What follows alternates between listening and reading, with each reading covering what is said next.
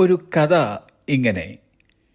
ആഴമില്ലാത്ത ഒരു പുഴയുടെ ഇരുകരകളിലുമായിട്ട് രണ്ട് കൃഷിക്കാർ പാർത്തിരുന്നു. ഒരു ദിവസം അതിലൊരാളിൻ്റെ പശുക്കൾ പുഴ കടന്ന് മറുകരയെത്തി മറ്റേ കൃഷിക്കാരൻ്റെ ചോളകൃഷിയെല്ലാം നശിപ്പിച്ചു. കോപിഷ്ഠനായ ആ കൃഷി ഉടമസ്ഥൻ ആ പശുക്കളെയെല്ലാം പിടിച്ച് തൻ്റെ വീട്ടുവളപ്പിൽ കെട്ടിയിട്ടു.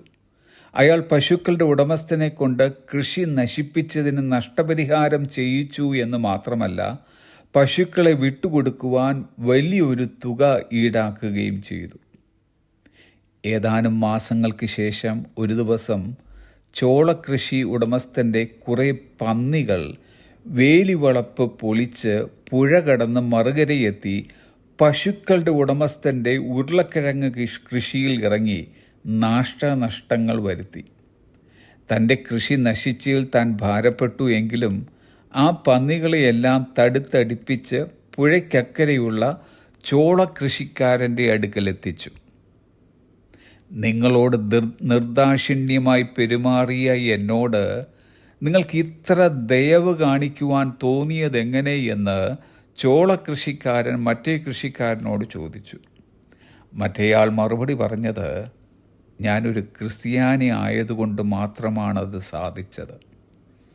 അന്ന് സായാഹ്നത്തിൽ തന്നെ ചോളകൃഷിക്കാരനും ഭാര്യയും ക്രിസ്ത്യാനിയായ കൃഷിക്കാരൻ്റെ ഭവനം സന്ദർശിച്ചു.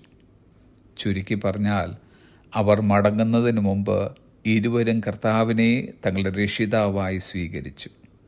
ഇതെങ്ങനെ സാധിച്ചു?